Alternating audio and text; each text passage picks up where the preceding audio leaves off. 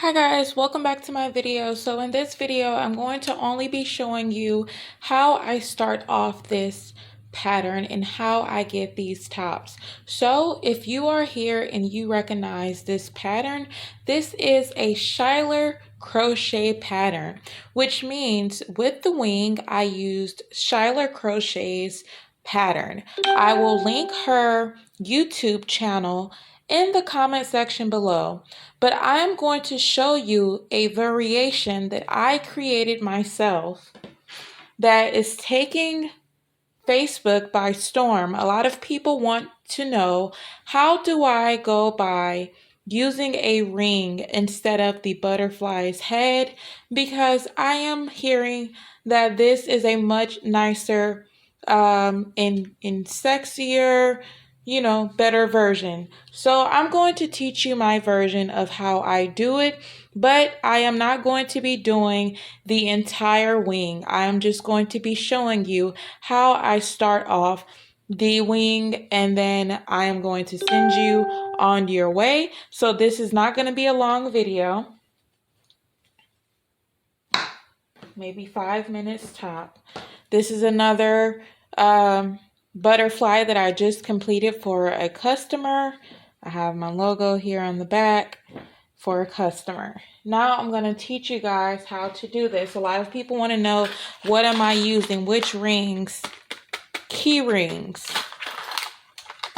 Basic little key rings. You can get them from Walmart. It's not really expensive.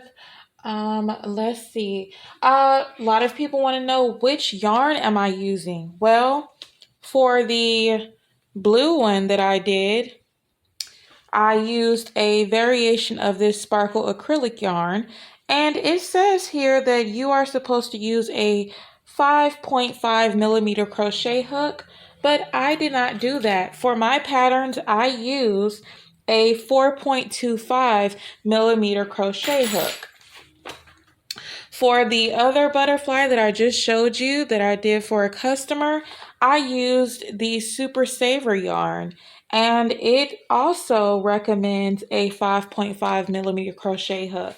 So you don't exactly have to use the hook that's made for the yarn. You don't have to use the exact hook size that Schuyler said in her video. You just have to tweak things to your liking. So I'm just going to use a little bit of this yarn that I am currently working on with another project to show you guys how I began this, and then I'm going to send you guys over to Schuyler so that you can continue your wing.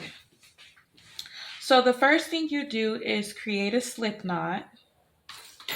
I'm going to take my crochet hook. I'm going to insert it into my ring, and I'm going to pull it in. And I'm going to chain 5. It's 1, 2, 3, 4, 5.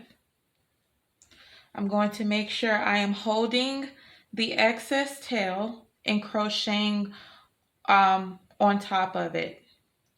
So I'm going to go back in that ring, and I'm going to put a double crochet in there. Then I'm going to chain up 5. 1, 2, 3, 4, 5. I'm going to go back into my ring, put a double crochet in here.